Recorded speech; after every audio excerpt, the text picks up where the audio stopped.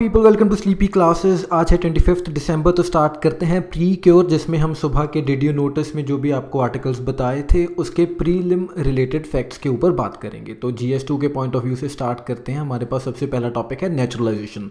तो नेचुरलाइजेशन क्या है कि किसी भी नॉन सिटीजन ने अगर आपकी कंट्री में आकर आपकी सिटीजनशिप लेनी है, आपकी कंट्री की या नेशनैलिटी लेनी है, तो उस प्रोसेस को बोलते हैं नेचुरलाइजेशन, या उस लीगल एक्ट को नेचुरलाइजेशन एक्ट बोला जाता है। ठीक है जी। एंड ये इंडिया के केस में कैसे होता है, अगर कोई भी फॉरेनर ऑर्डिनरीली पिछले 12 साल में इंडिया का रेजिडेंट है एंड लास्ट 1 साल वो यानी 12 months immediately before he is applying for citizenship वो इंडिया में ही था, या फिर 14 साल में से 11 साल वो इंडिया में था बट लास्ट के 12 मंथ्स हैं उसमें भी ही has to be present in India only, तो वो अप्लाई कर सकता है सिटीजनशिप के लिए। ठीक है जी।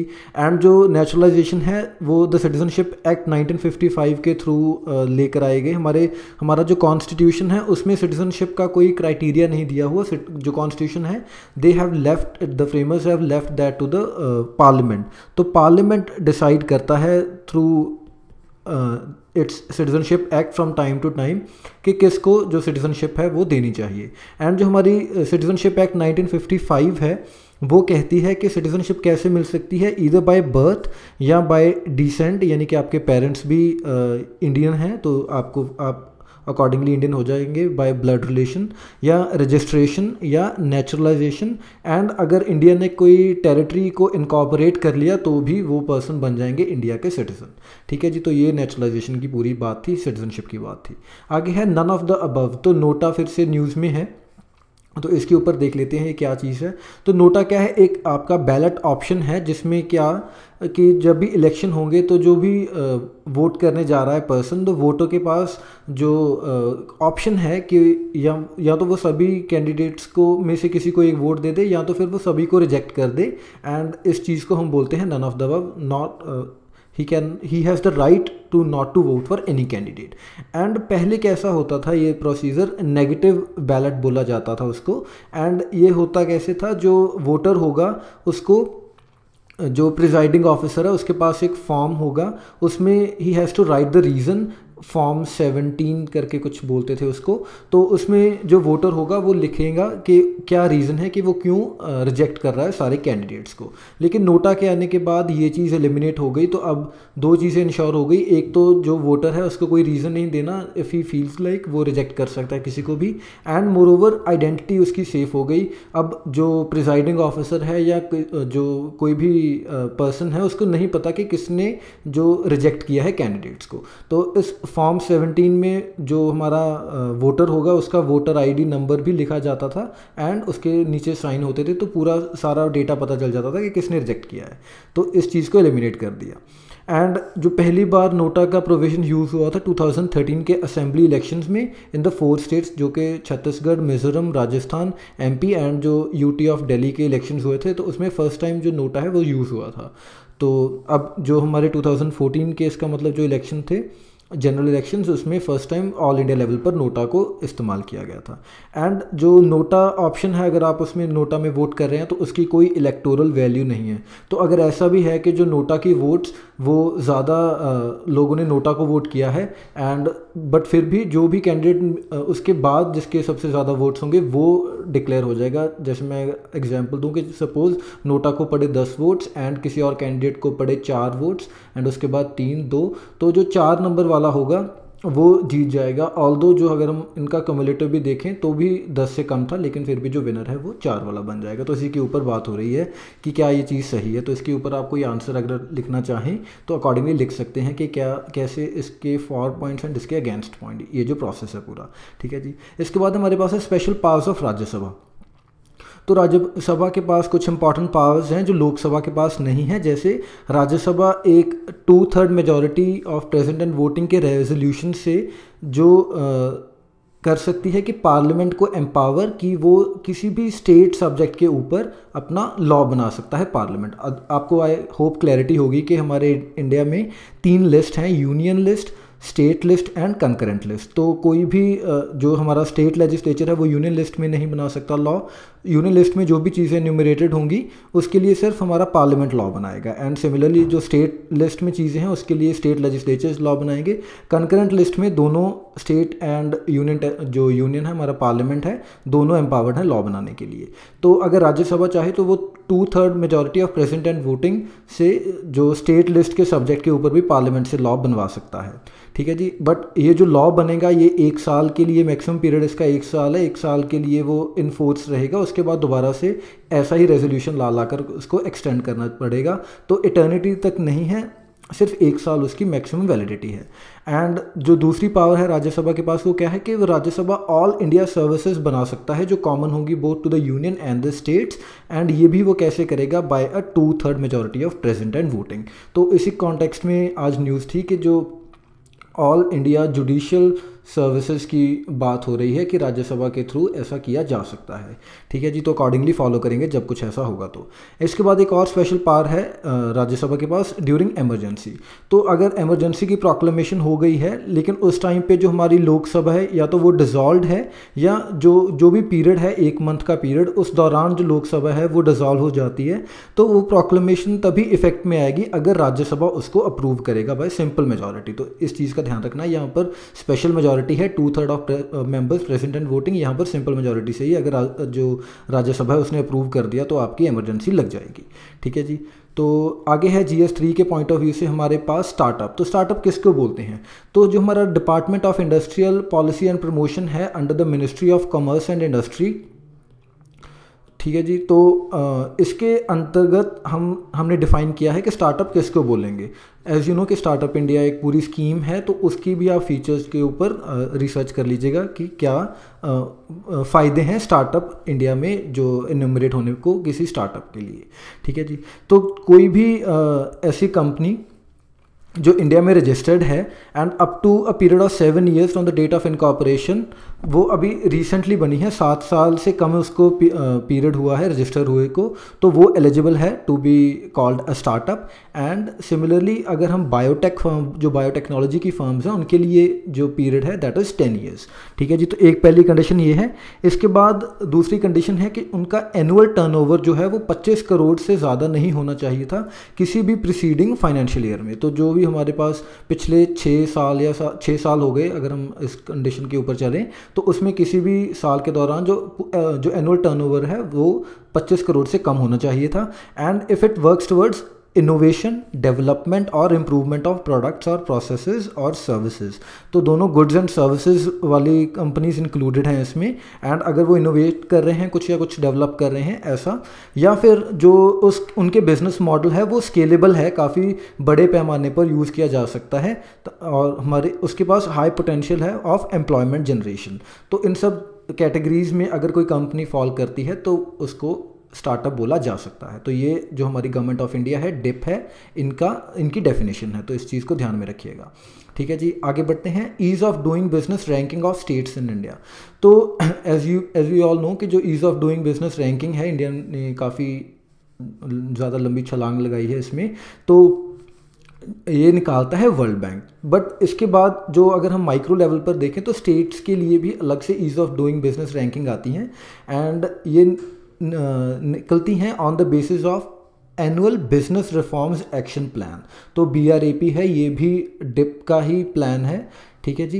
एंड इसी के बेसिस के ऊपर जो भी स्कोर्स होंगे वेरियस स्टेट्स के, उसके अकॉर्डिंग उनको रैंक किया जाता है। एंड प्रेजेंटली जो हमारी आंध्र प्रदेश है वो रैंक कर रहे हैं on number 1 followed by Telangana. ठीक है जी। एंड ये जो ease of doing business ranking of states है वो कौन निकालता है, वर्ल्ड बैंक एंड डिप मिलकर निकालते हैं। एंड जो रैंकिंग्स हैं स्टेट के केस में वो ये नहीं रिफ्लेक्ट कर रही कि जो बिज़नेस कितना कंड्यूसिव है या कोई स्टेट कितनी बिजनेस कंड्यूसिव है, बट वो रिफ्लेक्ट क्या कर रही है, willingness of the state to reform and attract investments. तो इस चीज़ को ध्यान में रखना है। जो नेशंस की होती है, जो वर्ल्ड बैंक निकालता है फॉर कंट्रीज़, वो देखती है कि बिजनेस के लिए एक कंट्री कितनी कंड्यूसिव है, लेकिन स्टेट्स के केस में वो विलिंगनेस देख रहे हैं किसी भी स्टेट की कि कितनी प्रोन है टू रिफॉर्म एंड कितनी अट्रैक्टिव लग रही है इन्वेस्टर्स को। तो ये डिफरेंस है दोनों के बीच में। एंड जो गवर्नमेंट ऑफ इंडिया है उन्होंने UNDP and national productivity council, तो इसके बारे में आपको रिसर्च करनी है दोस्तों, नेशनल प्रोडक्टिविटी काउंसिल के बारे में। तो इनको अपॉइंट किया है कि वो सेंसिटाइज करें जो एक्चुअल यूज़र्स हैं एंड उनसे फीडबैक लिया जाए जो स्टेट्स की रैंकिंग है उसके लिए। तो जो वेरियस रिफॉर्म मेजर्स कर रही है गवर्नमेंट, उसके फीडबैक कौन देगा? ये जो UNDP and national productivity council. तो नेशनल प्रोडक्टिविटी काउंसिल के ऊपर आपको सर्च करना है। ठीक है जी, आगे बढ़ते हैं, एकूस्टिक ट्वीजर्स के बारे में देखते हैं। तो आज साइंस एंड टेक के पॉइंट ऑफ व्यू से इंपॉर्टेंट न्यूज़ थी। तो ये एक टेक्नोलॉजी है which is capable to control movement of objects by sound waves.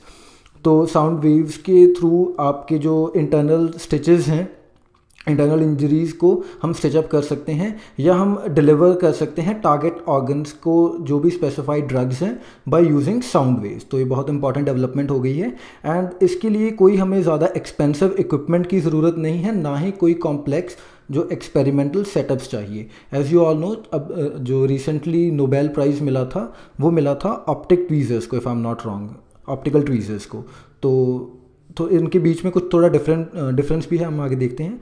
तो जो एकूस्टिक ट्वीजर्स हैं दे आर प्रूवन कि वो सेफ़ हैं, बायोलॉजिकल ऑब्जेक्ट हैं एंड इसीलिए इनको यूज़ किया जा सकता है फॉर बायोमेडिकल एप्लीकेशंस, यानी यही जो हमने बात की कि to deliver drugs to target organs. And इनकी जो कैपेबिलिटीज़ हैं वो बिल्कुल सिमिलर हैं to the optical tweezers, but ये उनसे बेटर कैसे हैं कि एक जो तो एकूस्टिक डिवाइसेस हैं they are very efficient, in fact 1 lakh times ज़्यादा एफिशिएंट हैं from the optical systems. And जो लेज़र्स हैं वो ट्रांसपेरेंट मीडिया के थ्रू ही ट्रैवल कर सकते हैं, लेकिन जैसे अब हम अल्ट्रासाउंड्स को देखते हैं कि कितना उन्होंने रेवोल्यूशनाइज कर दिया हमारे डायग्नोस्टिक प्रोसेस को, तो उसमें साउंड वेव्स ही यूज़ हो रही हैं। तो इसलिए उनके जो एकूस्टिक ट्वीजर्स हैं they have an edge over the optical systems. तो इस चीज़ को देखिएगा एंड इसके ऊपर आप फर्दर रिसर्च करना चाहें तो कर सकते हैं। Optical tweezers and acoustic tweezers के बीच में और डिफरेंस ढूंढ लीजिए। ठीक है जी, आगे बढ़ते हैं, न्यू होराइजन्स की बात करते हैं। तो ये क्या है, एक नासा का न्यू फ्रंटियर्स प्रोग्राम था, तो उसी का एक पार्ट है न्यू होराइजन्स। बेसिकली इसको भेजा गया था कि ये सर्च करेगा प्लूटो को एंड उसके ऊपर जो भी प्रोसेसेस चल रही हैं एंड मोरोवर उसकी डायग्नोसिस करनी थी इसने कि इसको कहाँ पर फिट किया जाए, क्योंकि जब इसको भेजा गया था 2006 में तभी रिसेंटली ही प्लूटो को ड्वार्फ प्लैनेट डिक्लेयर कर दिया गया था। तो इसीलिए ये देखने के लिए भेजा गया था कि प्लूटो कहाँ पर फिट होता है, where Pluto and its moons fit in the solar system. And इसके बाद फिर इसका जो मिशन है वो प्रोलॉन्ग होकर चला गया, ये it started to venture deep into the mysterious Kuiper belt. तो कुइपर बेल्ट के बारे में आगे देख लेते हैं। इसको ट्रांस नेप्टूनियन बेल्ट ऑब्जेक्ट भी बोला जाता है एंड ये बेसिकली है क्या, एक रीजन है, यहाँ पर काफ़ी सारे लेफ्ट ओवर्स हैं आईसी ऑब्जेक्ट्स के from the early solar systems. तो सोलर सिस्टम के जो स्टार्टिंग के डेज थे उस टाइम के जो लेफ्ट ओवर ऑब्जेक्ट्स हैं वो लाई करते हैं हमारे कुइपर बेल्ट में। एंड ये एक थिक डिस्क शेप्ड बेल्ट है एंड ऐसा माना जा रहा है कि एक जायंट प्लैनेट की वजह से जो इसकी शेप है वो ऐसी आई है। तो इसको कंपेयर किया जाता है यूजुअली एस्टेरॉयड बेल्ट से। जो एस्टेरॉयड बेल्ट है हमारे मार्स एंड जुपिटर के बीच में एस्टेरॉयड बेल्ट है।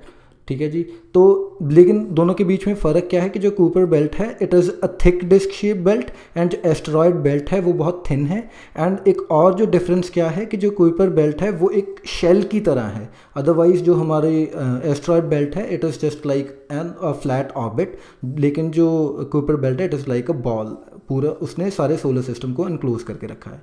एंड जो बोथ अल्टीमा टूली, ये एक आज ही न्यूज़ में ऑब्जेक्ट आया है in the Kuiper belt and Pluto जो प्लैनेट है हमारा, दोनों ही कुइपर बेल्ट में लोकेटेड हैं। तो इस चीज़ के ऊपर भी आपको ध्यान रखिएगा कि अगर ऐसा न्यूज़ आ जाए कि this term recently news is in which context, तो अब हमें पता है कि it is related to space and ये एक ऑब्जेक्ट है जो लोकेटेड है हमारी कुइपर बेल्ट में।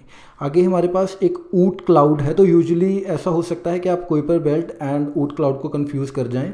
तो कुइपर बेल्ट जो है वो फिर भी काफ़ी पास है जो हमारा प्लूटो है उसके अराउंड ही, क्योंकि प्लूटो खुद कुइपर बेल्ट का पार्ट है, तो इसलिए जो सन के काफ़ी करीब है हमारी कुइपर बेल्ट। लेकिन जो ऊट क्लाउड है वो बहुत ज़्यादा दूर है, it lies far beyond Pluto and most distant हमारी जो कुइपर बेल्ट के एजेस हैं उनके भी बहुत ज़्यादा दूर है ये ऊट cloud. And while the planets of our solar system orbit in a flat plane, मुझसे एक मिस्टेक हो गई, जो कुइपर बेल्ट है वो नहीं है शेल टाइप या 3D टाइप जो स्फेरिकल ऑब्जेक्ट, जो ऊट क्लाउड है it is spherical object type thing. तो ये थोड़ी मिस्टेक हो गई, प्लीज़ करेक्ट कर लीजिएगा इस चीज़ को। तो while the planets of a solar system orbit in a flat plane, the Oort cloud is believe to be a giant spherical shell surrounding the sun, planets and Kuiper belt objects. तो इस चीज़ को ध्यान में रखिए कि मैंने थोड़ी गलती कर दी। जो कुइपर बेल्ट है वो भी फ्लैट बेल्ट ही है हमारी एस्टेरॉयड बेल्ट की तरह ही, लेकिन जो ऊट क्लाउड है वो एक जाइंट स्फेरिकल शेल है। तो please correct this thing. And the Oort clouds icy bodies can be as large as mountains and sometimes larger. तो बहुत ज़्यादा बड़ी icy bodies ही located है Oort cloud में भी and Kuiper belt में भी, लेकिन size की बहुत वेरिएशन है। ठीक है जी। एंड ये डायग्राम है हमारे पास, this is a sun and ये हमारी अर्थ, यहाँ पर है एस्टेरॉयड बेल्ट एंड इसके बाद this is Kuiper belt. And यहाँ पर अगर हम ऊट क्लाउड के साथ कंपेयर करें तो कितनी ज़्यादा दूर आप देख सकते हैं, this is the Oort cloud. ठीक है जी, तो इस चीज़ को ध्यान में रखिएगा। एंड फाइनली हमारे पास है फुट एंड माउथ डिजीज़। तो ये एक इन्फेक्शियस एंड एक फेटल हो सकता है डिजीज़ है, वायरल डिजीज़ है जो क्लोवन होफ्ड एनिमल्स को अफेक्ट करता है। तो क्लोवन होफ्ड एनिमल्स आप समझ रहे होंगे, जैसे हमारे काउस के फुट होते हैं, ऐसे कुछ मैं अगर बनाने की ट्राई करूं तो समथिंग लाइक दिस। तो यहाँ पर एक इन्फेक्शन टाइप हो जाती है जो दो क्लोव्स होते हैं एनिमल के उनके बीच में। एंड जो एनिमल ससेप्टेबल हैं इस डिजीज़ के, they are cattle, water buffalo, hedgehogs, even elephants and llamas etcetera. तो ये सब जो एनिमल्स हैं दे आर ससेप्टेबल। ठीक है जी। एंड ह्यूमंस को ये रेयरली अफेक्ट करता है ये डिजीज़, तो इस चीज़ का ध्यान में रखना है। And it is a viral disease. So thank you for watching, मिलते हैं कल, bye bye and happy merry Christmas and happy new year.